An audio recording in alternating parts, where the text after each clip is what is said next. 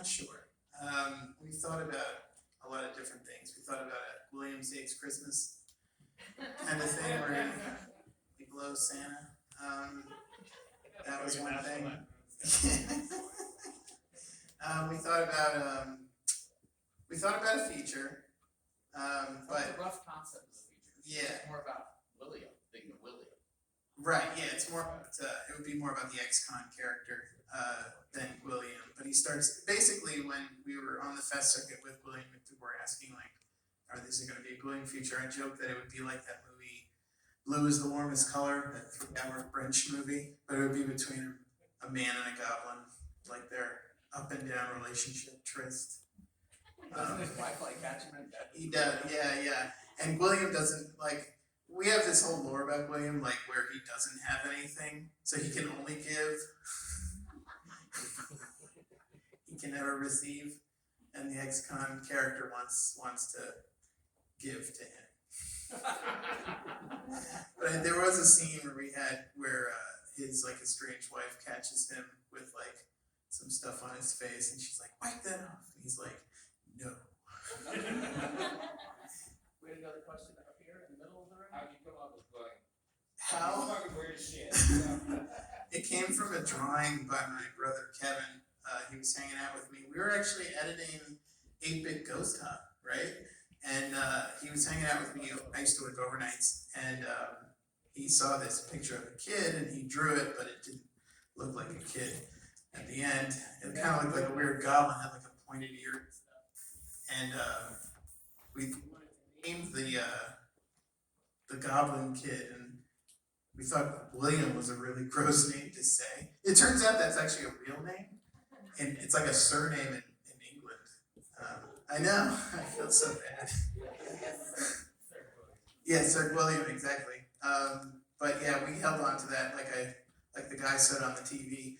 We held on to that idea for a while because I didn't feel like it was like a good idea to jump right into a blowjob goblin movie while I was just trying to get started. Trying to get people taken seriously? Yeah, exactly. So it wasn't until like Crowhand got to play at South by Southwest that we were like, now it's the time to do William. We have a question up here. Yes, during your project, what would you say was the most excited working on? Particular part or a scene or anything? I think the most fun I had a lot of fun on the electrical skeletal set. That was like a really fun weekend. We did would you agree that the films we make are considered basement and backyard movies? Because they're either shot in someone's basement or someone's backyard. It's always That is literally most of the films we've made. It's usually like, hey, I know somebody who's got a backyard, we can shoot it for free. Yeah. Well, I know we have somewhere we have a basement or a crawl space. Because that's William Part 2 is the crawl space. Yep. And And the exteriors of BFF Girls was your backyard. Yeah. And the whole graveyard and electrical skeletal was my aunt's backyard in New York, upstate New York. That one was a lot of fun. We had the one that was shot in the studio. That's right. Because Well, of rain. BFF Girls, yep, that's right. All the whole fight scene at the end was done in a green screen. At Encyclopedia. Yeah, and Encyclopedia, exactly. But yeah, we had a lot of fun on electrical skeletal. I would say BFF Girls was a lot of fun, especially that first day with Lawrence. But that was tough. We had to feed him lines, and it was. But there was a lot of fun, like cloud tank effects, and Tak Masuda made that beautiful penis castle that Fabuloso Doom lives in. And we did a lot of dry ice fog effects. That was a lot of fun. This new one we're working on is fun. What are you working on next, Brian? Well, next weekend we're shooting the second half of this movie that we've been working on for the past couple of years. It's called Content: The Lo-Fi Man, and it's our detailed thoughts about what we think of the word content when people describe films. Yes, haven't you loved all the exciting content you've seen at Buried Alive Film Festival? Doesn't that sound terrible? Didn't you just love the art in the films we showed? Who else out here has a question? You get this wonderful button if you come up with something, so we'll go here and we'll come there. What the content with William one? How did you? He's from adult Swift stuff. I know Yep, Too Many Cooks and Your Pretty Face is Going to Hell. And he's also on a Fox show right now called Welcome to Fletch, which is a terrible name. How did you get to work with him? I had messaged him on Facebook. I saw him in Too Many Cooks, and Joel, who was the funeral director in Welcome to Dignity Pastures, knew Bill, and he's like, yeah, just reach out to him. He was at that time he had like really exploded. Like he was in season 1 in Your Pretty Face, and then he was in Too Many Cooks.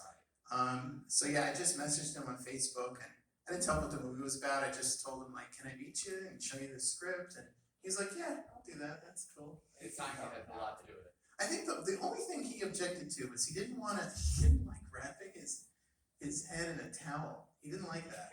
That was the only thing he objected to. But he was okay with getting nude in the shower because we were trying to like, suggestively film him in the shower. And he's like, whatever, I'll just take. So he went. So I was in the bathroom with him naked. Congratulations. Thank you. He's a pro. Like we had, Yeah, he like is. we were in downtown Lawrenceville for that back alleyway scene. We had his pants around his ankles, and we were doing the whole thing with William. And I was like, now this has got to be when the cops show up. But they did not. So somehow we got away with it. Yeah. But the whole time he was like, oh, this is great. You're doing a great job. Yeah. You guys really, this puppet is amazing. Like, thank you. Yeah. Well, there was like 5 of you operating the puppet. All of us laying on our backs. Yeah. Yeah. One person for each arm, one person for the head, one person for the body. That was the one shoot, the whole Williams shoot, I feel like nothing bad happened. It was like one of the most perfect shoots we ever had. I mean, Crowhand, I was like, there was a little, I was getting a little too sweaty. It was too hot. It was hot and And we were trying to get like shots of the crow and nothing was working right. We had to go back to Galaxy Quest Comics and like shoot more in order to make the edit work and stuff, but they're all great. Crowhand. I actually have the totem with me. What? Oh, I always bring it with me, just in case I have to talk about it. But that's the original. This is the one I actually found in the parking lot. Yeah, which it was. If anybody, I don't play this game, but if you play BioShock, it's like a murder of crows. I found this in the parking lot, and I was like, "What the hell is this? This looks like a chess piece or something like that." And I was like, "I'm gonna pick it up." And Tori was like, "Do not pick that up. It's creepy." And I was like, what's gonna happen?" Odd inspiration. Yes, exactly. It was at a film festival. We were there for Dignity Pastures, and then we picked up our passes and we stumbled across that thing in the parking lot. History was made. We got a question right here, Daniel. So, there's like, I guess a diverse representation of different pop culture references of all the different films, whether you're referring to films, shows, or anything of that nature. I was kind of curious what if you could zero down what I guess most influenced you as a filmmaker, like if you were to like dig deep into your past stuff, what drew you into this path of making these types of films where you were referencing those? Well, like the movie that made me want to make movies was Jurassic Park, because it scared the shit out of my dad.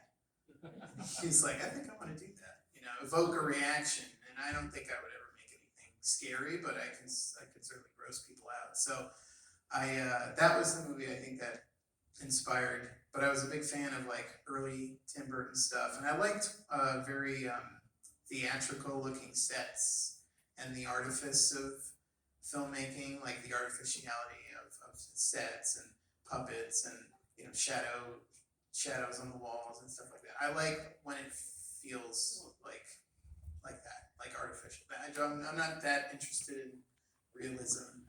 I like those. I'm retiring my use of the word aesthetics because I was like watching myself and I was like, stop saying aesthetics. Stop saying it. I say it too much. But basically that kind of aesthetic. It's just diverse because you have different things that I'm watching. I'm like, oh, I see where you're getting at, and I see what you're playing on. Yeah. So it's kind of neat, but it's very diverse. It's not, oh, he is a big fan of this. Yeah. It was just if I came across a movie and I thought, wow, that was a very striking image. Like my wife, Tori, introduced me to this documentary called The Atomic Cafe, and there was a lot of propaganda in that, and that fed into the inspiration for Attack Zoids Deploy. So just like it's like these little films that I pluck out of the ether that I'm like, oh, I want to try and emulate that. Like the whole thing with 8-Bit Ghost Hop and the spooky movie television thing was because I wanted to experiment with fish tank puppets like they did in Raiders of the Lost Ark or Poltergeist, and we did cloud tank stuff like the Dark Crystal and Close Encounters. So there was a lot of like visual and special effects that we wanted to try out. So some of them fail, some of them succeed, but everything I'm watching is like an experiment of like something I wanted to try. You know, it's because I wasn't seeing anyone else doing it at the time, and that was it. Thank you. I think a motto that I try to bring to all Brian's movies is it doesn't have to look real, it has to look awesome. So I hope it's. It should be funny too. Yeah, it should be hilarious. What other questions we got for Brian here? Right there, is that a question? Yeah, all the, I think it's After Effects, or especially like VFX drills, you have a lot of like special effects, like fades and you know, when their fists came out. Mhm. Is that you? Do you do that? No. Or- No, I do not. That would be my friend Jeff Jenkins. Yeah, That's awesome. Jeff is awesome. I've known Jeff for 21 years now. He was my college roommate, and he got stuck to me. I got stuck to him. I just latched onto him because he was immensely talented. He's responsible for the stop motion animation of Electrical Skeletal and Atankazoids, but he's also responsible for all the digital compositing that you would see in everything. He makes William smile. Yeah, he's responsible for making William's mouth and blinking more articulate, and William's tips. My fingers can only do so much. Got a question here? Oh, yeah, so this is kind of tied into Daniel's question, but how young were you when you made your first movie?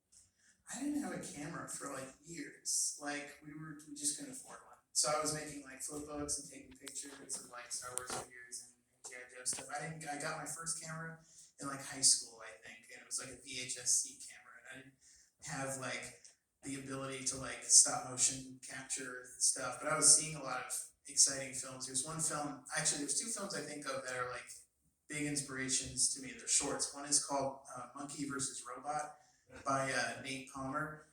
I love that. And the second one was Kung Fu Kenobi's Great Adventure, which is like all stop motion with Star Wars figures, and that one's a lot of cool. You know, Skiz runs Micro Cinefest in Baltimore, and I think he played both of those like way back when. Just like your movies played there. Yeah, And Chuck's- And Chuck Warfield. And Sarsaparilla, yeah, with Shane. Yeah. Well, thanks everybody. If you want to hang out, the 6 o'clock starts like now, and it's going to be the award ceremony. So thank you, Brian. So thank you, Blake. Thank you. You want a button? You can- I got stickers too. You'll probably be around for a little bit, right?